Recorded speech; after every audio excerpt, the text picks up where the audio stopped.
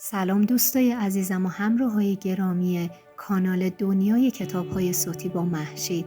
ممنون میشم قبل از گوش کردن کتاب برای حمایت از کانال منو سابسکرایب کنید و اگر کتاب رو دوست داشتید لایک کنید و در صورتی که بخواید از ویدیو جدید مطلع بشید اون زنگوله کوچولو رو فشار بدید تا هر وقت من ویدیوی جدید آپلود کردم متوجه بشید و بتونید از ویدیو و کتاب صوتی استفاده بکنید. با من همراه باشید. دوستتون دارم. 4 اثر از فلورانس اسکاورشین. بخش 9. مصاحبه ها. عبارت های تأکیدی. در عرصه معنویت رقابتی در کار نیست.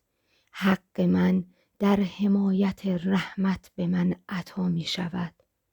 من در محبت با جان این شخص یا این اشخاص یگانه‌ام. خدا حامی منافع و مصالح من است و اکنون خواست خدا از این وضعیت برخواهد خواست. هدایت. پیام یا رهنمود انسان همواره سر راه او قرار دارد. مثلا زنی از وضعیتی ناخوشایند عذاب می‌کشید. اندیشید آیا به راستی دوباره روشن خواهد شد؟ خدمتکارش که نزدیک او ایستاده بود شروع کرد به صحبت درباره خود. زن چنان دلنگران بود که نمی‌توانست به سخنانش توجهی نشان دهد، اما با صبر و حوصله گوش کرد. خدمتکار گفت روزگاری در هتلی کار می‌کردم که باغبان نازنینی داشت و همیشه قصه های بامزه‌ای حکایت می‌کرد. 3 روز تمام مدام باران باریده بود. از او پرسیدم آیا به راستی دوباره روشن خواهد شد؟ پاسخ داد پناه بر خدا، مگر همیشه از نو روشن نمی شود؟ زن حیرت کرد. دقیقاً پاسخ به پرسش خودش بود. پس در کمال خضوع گفت چرا؟ خدا را شکر که همیشه از نو روشن می شود. چندی نگذشت که مشکل او ناگهان حل شد. عبارتهای تأکیدی. جان لایتناهی، مرا خرد و فرزانگی عطا فرما تا از فرصت‌هایی که می‌یابم نهایت بهره را ببرم. نگذار کوچکترین امکانی از چشمم مخفی بماند. من همواره در پرتو الهامم، میدانم چه باید بکنم و بیدرنگ از رهنمودهای شهودیم اطاعت میکنم. فرشته تقدیرم پیشا پیش من میرود و راه را نشانم میدهد. همه قدرت‌ها به من عطا شده تا شکیبا و افتاده دل باشم.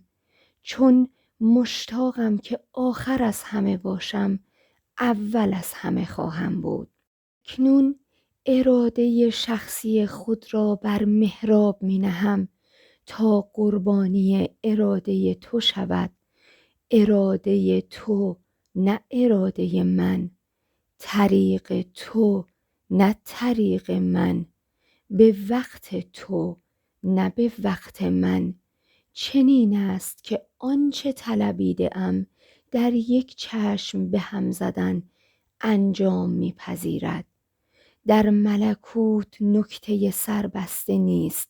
هر آنچه باید بدانم همکنون در پرتو لطف الهی بر من فاش می شود.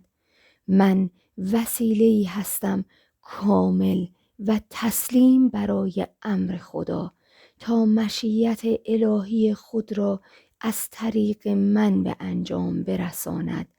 طرح کامل او برای من همکنون به گونه‌ای اعجاب‌آمیز آشکار می گردد.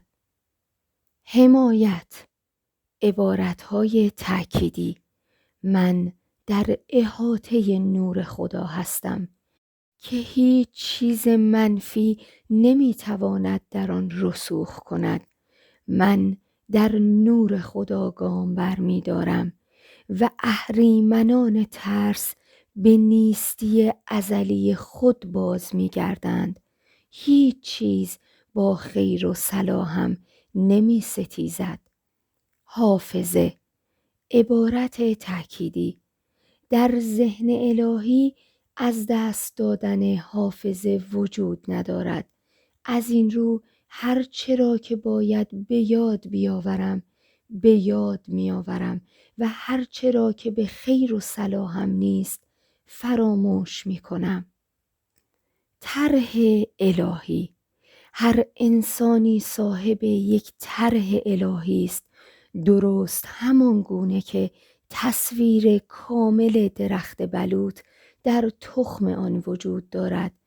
الگوی الهی حیات آدمی نیز در هوشیاری برتر خود او نقش بسته است. در طرح الهی محدودیت وجود ندارد. آنچه هست سلامت کامل است و ثروت کامل و محبت کامل و بیان کامل نفس. پس همواره بر سر راه آدمی یک انتخاب الهی وجود دارد و هر روز انسان باید بر طبق طرح الهی زندگی کند. اگر نه با واکنش‌های ناخوشایند روبرو می شود.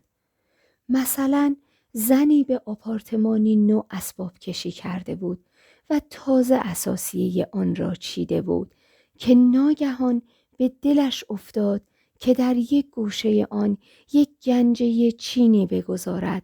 چندی نگذشت که هنگام گذر از جلوی یک عتیق فروشی یک گنجه چینی مجلل دید. گنجه‌ای بود به ارتفاع 2.5 متر که بسیار ماهرانه حکاکی شده بود. وارد مغازه شد و قیمت آن را پرسید.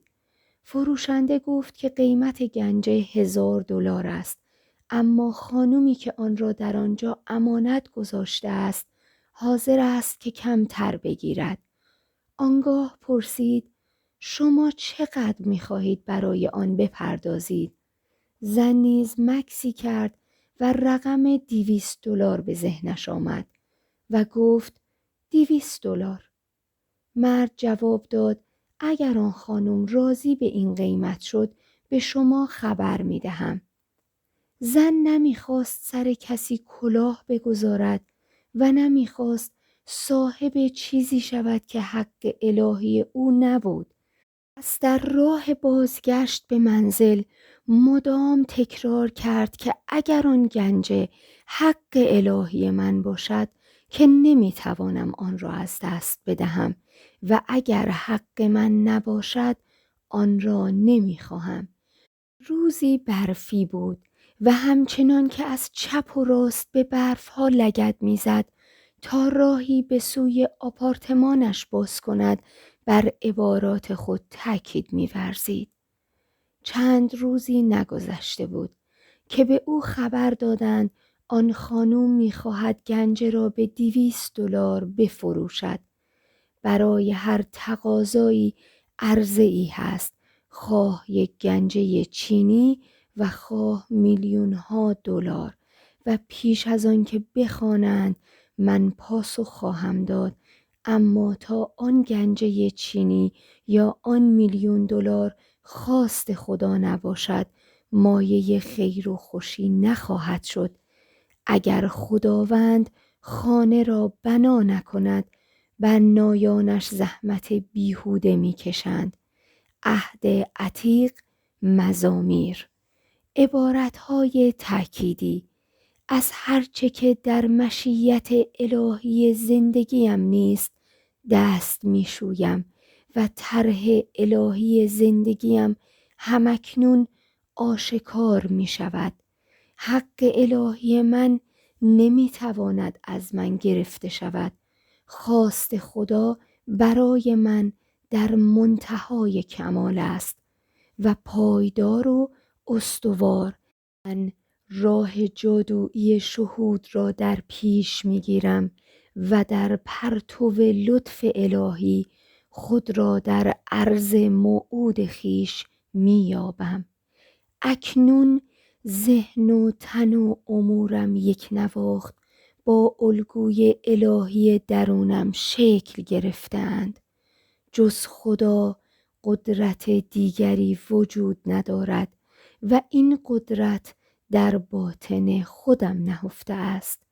جز خواست خدا خواست دیگری وجود ندارد و این مشیت همکنون عیان می گردد.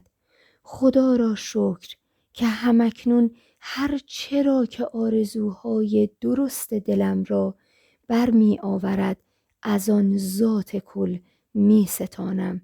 همکنون طرح الهی زندگیم آشکار می شود تا جایی را پر کنم که جز من کسی نمی تواند آن را پر کند. همکنون به کارهایی دست می زنم که جز من کس دیگری قادر به انجام آن نیست. من برای طرح الهی زندگیم کاملا مجهزم. من در برابر هر وضعی نه برابر که بالاترم. همکنون به یمن لطف الهی همه درها و دروازه ها برای شادمانی های نامنتظر گشوده می شوند و خداوند در طرح الهی زندگیم شتاب می ورزد. سلامت. اگر آدمی هماهنگ و شادمان باشد سلامت نیز خواهد بود. هر مرضی ناشی از گناه یا تخلف از قانون معنویت است. عیسی مسیح برای شفای مفلوج او گفت ای فرزند خاطر جمع دار که گناهانت آمرزیده شد. خشم و نفرت و انزجار و بدخواهی و ترس و هرچه از این دست یاخته های تن را پاره پاره و خون را مسموم می کند. تصادفات، کهولت و حتی خود مرگ همه حاصل دست بر نداشتن از تصاویر نادرست ذهنی است. اگر آدمی خود را چنان ببیند که خدا او را می بیند موجودی می شود تابناک و بی زمان و بی تولد و مرگ، زیرا خدا انسان را به سیمای خود و شبیه خود می آفریند. عبارتهای تأکیدی. من خستگی را نفی می کنم چون از هیچ چیز خسته نمی شوم. من در سعادت ابدی و شگفتی‌های زیبا و شادمانی‌های سحرآمیز زندگی می کنم. تن من تن نور است، بی زمان و خستگی ناپذیر، بی تولد و مرگ. زمان و مکان از میان برخاستند. من بی تولد و مرگ در اکنون اعجاب‌انگیز زندگی می کنم. من با آن یگانه ام. تو در من چنینی شادمانی ابدی، جوانی ابدی، دولت ابدی، سلامت ابدی، محبت ابدی، حیات ابدی. من هستی معنوی هستم. تن من در منتهای کمال آفریده به سیما و شبیه او. همکنون نور خدا در یکایک یاخته های تنم جریان می‌یابد. برای سلامت تابناکم سپاس می‌گزارم. دیدگان. هر گونه نقص در بینایی نشانه ترس و سوء ظن و توجه به موانع و هراس از وقوع رویدادهای ناخوشایند و زیستن در گذشته یا آینده به جای زندگی در حال است. عبارتهای تأکیدی. چشمانم منور از نور الهی است و صاحب دیده جانم. به روشنی می بینم که مانعی بر سر راهم نیست و به مراد دل خود رسیده‌ام. من صاحب بصیرت و دیدگان نافذ جانم، فراسوی موانع ظاهری را می نگرم و به روشنی وقوع معجزه را می بینم. برای بینایی بی‌نظیر خود سپاس می گذارم. در هر چهره ای خدا را می بینم و در هر وضعیتی نیکویی را. من صاحب دیدگان شفاف و نافذ جان هستم و به بالا و پایین و پیرامون خود می نگرم، زیرا خیر و صلاحم از شمال و جنوب و شرق و غرب به سویم می آید. دیدگانم دیدگان خداست، بی نظیر و بی همتا، تابانه از نور خدا که بر راهم می تابد. به روشنی می بینم که شیری بر سر راهم نیست، تنها فرشتگانند و ناجیان و برکتهای بی پایان. کمخونی نشانه برآورده نشدن آرزوها و عدم شادی و خوشبختی است. عبارت تأکیدی: خوراک راستین خود را از روح و جانم می ستانم، یاخته های تنم سرشار از نور است. برای سلامت کامل و شادمانی تابناک و بیکرانم سپاس می گذارم. گوش: پری یا سنگین بودن گوش نشانه اراده شخصی نیرومند است و لجبازی و بیمیلی نسبت به شنیدن بعضی از مطالب. عبارت تأکیدی: گوش من گوش جان است، همکنون نور خدا به آن میتابد تا هر عیب و نقصی را درمان و ناپدید کند. من به روشنی صدای الهام و شهود را میشنوم و بیدرنگ از آن اطاعت میکنم. من به وضوح بشارت‌های خوش شادمانی عظیم را میشنوم. روماتیسم نشانه ایراد گرفتن و عیب جویی و انتقاد و این گونه صفات است. عبارات تأکیدی: همکنون جریان نور الهی در هوشیاری من هرچه فکر اسیدی را از میان بر می دارد. من همه را دوست دارم و همه دوستم دارند. برای سلامت کامل و شادمانی درخشانم سپاس می گذارم. رشدهای کاذب نشانه حسد، نفرت و انزجار، ترس و اضطراب و این گونه صفات است. عبارتهای تأکیدی: هر نهالی که پدر آسمانیم نکاشته باشد برکنده باد. هر عقیده کاذبی که در هوشیاریم نقش بسته همکنون ناپدید می شود.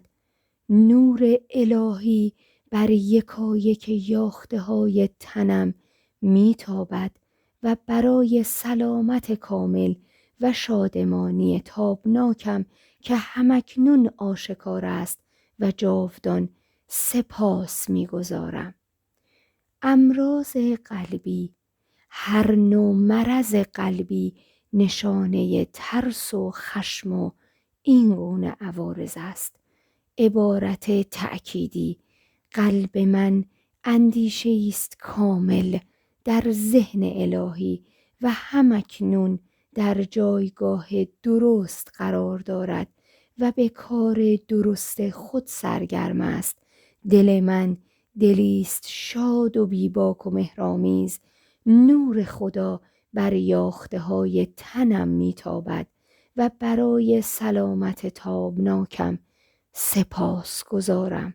حیوانات.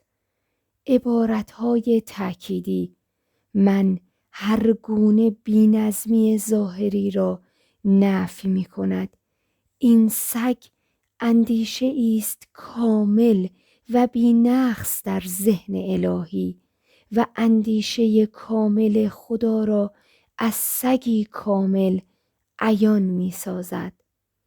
خرد لایتناهی این حیوان را هدایت و نورانی می کند و چون این حیوان در ذهن الهی دارای تصویری است کامل و همواره در جای درست خود قرار دارد. عناصر: انسان آفریده به سیما و شبیه خدا بر همه مخلوقات قدرت و تسلط یافته است. به انسان این قدرت داده شده که بر بادها و دریاها نهیب بزند و آرامش کامل پدید آورد یا سیلها را باز ایستاند و در صورت نیاز به باران بیاراند. قبیله سرخپوست در امریکا که در صحرای خشک زندگی می کنند برای بارش باران و آبیاری محصول تنها به قدرت دعای خود اتکا دارند. برای بارش باران رقصی دارند که در مقام نیایش است، اما به هیچ رئیس قبیله‌ای که ترس به دلش راه یافته باشد اجازه نمی دهند که در این رقص شرکت کند و همه رقصندگان باید پیش از پذیرش در انجام مراسم شهامت خود را نمایش دهند. خانومی که خود شاهد عینی این مراسم بود برایم تعریف کرد که از آبی آسمان همچنان که آفتاب می درخشید بارانی سیل‌آسا فرو بارید. آتش. عبارت تأکیدی: آتش دوست انسان است و همواره در جای درست خود قرار دارد و به کار درست خود سرگرم است. خشکسالی. عبارت تأکیدی: در ذهن الهی خشکسالی وجود ندارد. برای باران کافی برای آبیاری محصول یا باغ خدا را شکر می کنم. به روشنی می بینم که همکنون بارانی ملایم می بارد. طوفان‌ها. عبارت تأکیدی: مسیحی که در درون من است همکنون برخاسته و بر بادها و دریاها نهیب می آورد که آرامش کامل پدید آید. من به روشنی آرامشی را که در زمین و دریا برقرار شده است می بینم. سفر. عبارت تأکیدی: من برای این سفر که به مشیت الهی صورت می‌گیرد و همه جزئیات و هزینه آن به اراده قادر مطلق تعیین و تأمین می شود سپاس می گذارم. متفرقه. از قدیم گفتند از هر چه بدت بیاید سرت می آید. دلیل علمی آن این است که وقتی انسان نفرت می ورزد تصویری روشن در ذهن نیمه هوشیار خود پدید می آورد که در عرصه عینی نیز متبلور و عیان می شود. تنها راه زدودن این تصاویر عدم مقاومت است. مثلا زنی به مردی علاقه داشت که مدام درباره دختر عموهای دلربایش با او حرف می‌زد. حسد زن گل کرد و از شدت انزجار این مرد را کنار گذاشت. چندی نگذشت که به مرد دیگری برخورد و به او علاقمند شد. یک روز ضمن صحبت مرد به دختر عموهای دلفریب محبوبش اشاره کرد. لحظه ای دل زن تکان خورد اما خنده اش گرفت چون احساس کرد که دوباره سر و کله دوستان قدیمش دختر عموها پیدا شده اند. ولی این بار هنر عدم مقاومت را به کار برد و برای همه دختر عموهای دنیا برکت و خوشی طلبید. میدانست اگر این کار را نکند به هر مردی که بر بخورد انباری پر از روابط زنانه با خود ارمغان خواهد آورد. و به راستی نیز که اقدامی موفقیت آمیز بود، چون دیگر تا آخر عمرش اسم دختر عمویی را نشنید. به این دلیل است که تجربه های ناخوشایند در زندگی بسیاری از مردم تکرار می شوند. زنی را می شناختم که به مشکلات خود می بالید. مدام به این و آن می گفت تنها منم که معنای مشکلات را می فهمم. آنگاه منتظر ابراز همدردی آنها میشد. طبیعتاً هرچه بیشتر به مشکلاتش اشاره می کرد، مشکلاتش افزونتر می شدند. زیرا از سخنهای او بر او حکم می شد. او باید از کلام خود برای خنثی کردن مشکلاتش سود می جست، نه برای چند برابر کردن آنها. مثلا باید مدام تکرار می کرد هر باری را به دست خدای درونم می سپرم تا خود آزاد و رها گردم. اگر لب فرو می بست و کلمه‌ای از غم و غصه نمی گفت، اندوه نیز از زندگیش رخت بر می بست، زیرا از سخنان خود عادل شمرده خواهی شد و از سخنهای تو بر تو حکم خواهد شد. همه این زمین را که می بینی به تو خواهم بخشید. آدمی همواره در برون همان را درو می کند که در عالم اندیشه خود کاشته است. مثلا زنی به پول نیاز داشت و همچنان که در خیابان راه می رفت مدام تکرار می کرد که خدا روزی رسان و خزانه بیدرنگ نعمت اوست. نگاهی به زیر پایش افتاد و یک اسکناس $2 دید. خم شد و آن را برداشت. سرایدار یک ساختمان که نزدیک او ایستاده بود گفت: خانوم، از روی زمین پول برداشتید؟ من فکر کردم که کاغذ مچاله شده آدامس است. مردم زیادی از روی آن رد شدند، اما همین که شما آمدید چون برگ گل باز شد. دیگران با اندیشه به تنگ دستی از روی آن گذشتند، اما کلام ناشی از ایمان آن را چون برگ گل گشود. در فرصتهای زندگی نیز چنین است. یکی آنها را می بیند و دیگری از آنها می گذرد. ایمان بدون عمل ایمان نیست. ایمان اگر فعال نباشد مرده است. اگر می خواهید دعایتان مستجاب شود و به خواسته خود برسید، باید ایمان فعال نشان دهید. مثلا زنی نزدم آمد تا کلام لازم را بر زبان آورم که یکی از اتاقهایش را اجاره بدهد.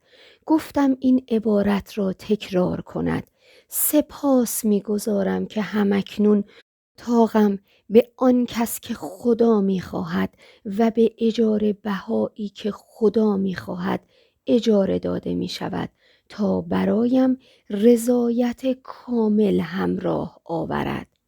چند هفته ای گذشت، اما اتاق هنوز اجاره داده نشده بود. پرسیدم برای نشان دادن ایمان فعال خودت چه کرده ای؟ آیا از هر چه به دلت افتاده اطاعت کرده ای یا نه؟ گفت به دلم افتاده بود که برای آن اتاق یک چراغ بخرم، اما دیدم که پولم نمی رسد. گفتم تا چراغ را نخری اتاقت را اجاره نمی دهی، چون با خریدن آن چراغ ایمان فعال خودت را نشان می دهی و با ایجاد اطمینان بر ذهن نیمه هوشیارت اثر می گذاری. آنگاه پرسیدم مگر قیمت چراغ چند است؟ گفت $4. فریاد زدم یعنی تو اجازه داده ای که $4 تو را از مستأجر عالی و بی‌نظیرت دور نگه دارد. چنان به وجد درآمد که 2 چراغ خرید و 1 هفته نگذشته بود که مستأجر دلخواه قدم به خانه گذاشت. سیگار نمی کشید، اجاره را از پیش می پرداخت و از هر جهت همانی بود که می خواست. همانا به شما می گویم تا بازگشت نکنید و چون طفل کوچک نشوید و تا گودالهای خود را حفر نکنید هرگز وارد ملکوت آسمان نخواهید شد و به وصال آرزوهایتان نخواهید رسید. جایی که رویا نیست قوم گردنکش می شود. اگر انسان هدفی یا عرض موعودی نداشته باشد که او را به پیش براند، به تباهی و نیستی می گراید. بهترین گواه آن شهرستان‌های کوچکی است که مردم آن همه زمستان را کنار یک بخاری می نشینند و جاه طلبی و همتی ندارند. در درون هر انسان سرزمینی نامکشوف و یک معدن طلا است. مردی را می شناختم که در شهرستانی کوچک زندگی می کرد و او را ماگنولیا چارلی می نامیدند، چون در بهار نخستین گل ماگنولیا را او پیدا می کرد. کفاش بود، اما هر روز بعد از ظهر کارش را ترک می کرد تا به پیشواز قطاری برود که ساعت 4:15 از شهری دور به آنجا می رسید. اینها تنها رویدادهای خیال‌انگیز زندگیش بودند. نخستین گل ماگنولیا و قطار ساعت 4:15 بعد از ظهر، زیرا او ندای هوشیاری برتر خود را به وضوح نمی شنید. بیشک طرح الهی زندگی او با سفر ارتباط می یافت، چه بسا در جهان گیاهان نیز نابغه‌ای می شد.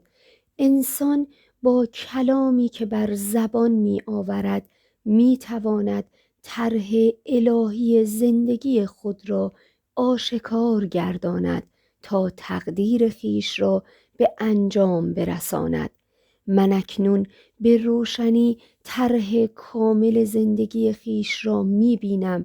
برافروخته از اشتیاقی الهی همکنون تقدیر خیش را به انجام می رسانم. گرایش معنوی به پول این است که خدا روزی رسان آدمی است. انسان با ایمان و کلام به زبان آمده هر ثروت و دولتی را از این خزانه کل و از فراوانی افلاک به سوی خود می کشاند. انسان آگاه از این حقیقت حرص و طمع به پول را از دست می دهد. در خرج کردن بیباک می شود و هدیه می دهد تا از دست خدا هدیه بستاند. انسان معنوی که دارای کیف جادویی جان است می داند که صاحب خزانه است بیکران و بیدرنگ. همچنین می داند که بخشیدن باید بر ستاندن پیشی گیرد. مثلا زنی نزدم آمد تا کلام لازم را بر زبان آورم که تا اول ماه بعد $500 به دست آورد. چون او را خوب می شناختم گفتم اشکال کار تو این است که به اندازه کافی هدیه نمی دهی و نمی بخشی. تو باید با بخشیدن راهها و دروازه های ستاندن را بر خود بگشایی. دعوت دوستی را در شهر دیگری پذیرفته بود که برود و او را ببیند، اما نمیخواست، تنها برای رعایت تشریفات برود. دوباره نزدم آمد و گفت لطفاً کاری بکن تا به مدت 3 هفته مؤدب باشم. حالا هم وقت ندارم، هم باید فوری بروم.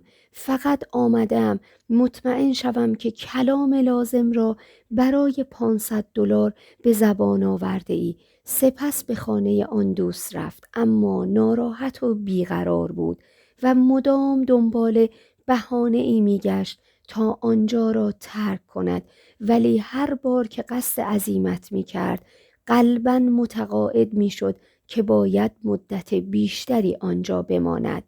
ناگهان اندرزم در مورد هدیه دادن و بخشیدن به یادش آمد و به هر کس که آنجا بود هدیه ای داد و باز هم هرگاه فرصتی پیش می آمد به هر کدام از آنها هدیه دیگری می داد.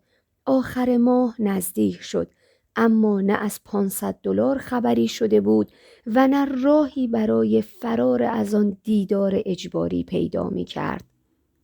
روز آخر ماه بود که در دل گفت خدایا شاید هنوز هم به اندازه کافی نبخشیده‌ام.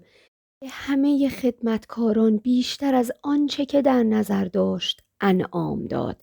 روز اول ماه که شد مهماندارش به او گفت عزیزم، من هم میل دارم که هدیه‌ای به تو بدهم و یک چک $500 به دستش داد. خدا معجزات خود را از راه‌های عجیب به انجام می‌رساند. عبارتهای تأکیدی، همان گونه که خدا جدایی ناپذیر است، خیر و صلاح هم نیز هدیه او و جدایی ناپذیر است. من با خیر و صلاح جدایی ناپذیرم یگانه ام. حق الهی من همکنون آشکار می شود تا در پرتو لطف الهی و به شیوهی عالی به من برسد. کار خدا حرف ندارد، همیشه در منتهای کمال است و همکنون ظاهر می شود. من تنها به ایمان خدمت می کنم تا فراوانی بیکرانم را آشکار کنم.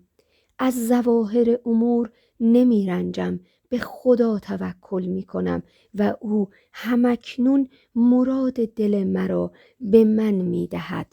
طرح الهی زندگیم دگرگونی نمیپذیرد، چون فنا ناپذیر است و زوال ناپذیر و در انتظار آنکه بازش شناسم. آنجایی نیست، هرچه هست اینجا است. راه را بر من آشکار کن، بگذار برکتی را که تو به من عطا کرده ای به چشم ببینم.